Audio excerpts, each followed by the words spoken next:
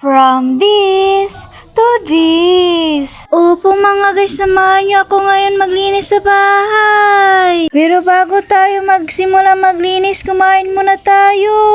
Baka himatayin po tayo sa dami ng gawaing bahay. Hoy, hindi ganon. At yan na nga, tapos na po tayo kumain. Kaya kinuha ko na po yung napakadaming hugasin. Sa sobrang daming hugasan, akala mo talaga pinanganak ka lang para tagahugas ng pinggan. Kaya na nga po, napaisip ako, what if gagamitan ko ng superpower para mabilis makapunta doon sa kapitbahay. Kaso napapaisip ako, baka pumabasag yung pinggan. Good talaga ako sa mudra ko, parang dragon ko magalit. Hoy, hindi ganon. Kaya naglakad na lang po ako kasi may paan naman. At malapit lang po talaga yung paghuhugasan ko ng pinggan. Baka po magtanong kayo bakit sa kapitbahay pa ako maghugas. Wala po kasi kaming tubig doon sa bahay. Dahil po naputulan po kami ng tubig. At kaya pagsamantala muna kami gumamit dito.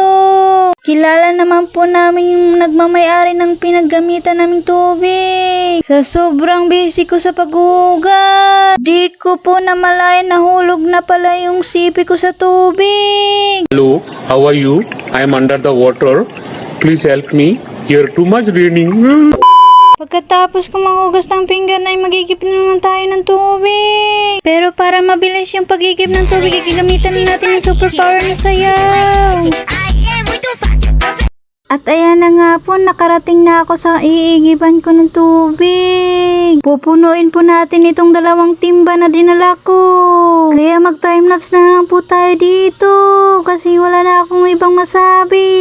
Pagkatapos ko itong magigib ng tubig ay maghugas na naman ako ng kaldero. Hindi talaga matapos-tapos itong trabaho ko. Tignan nyo naman yung kaldero na sobrang itim. Kasing itim ng ugali ng kaibigan mo. Charot lang po.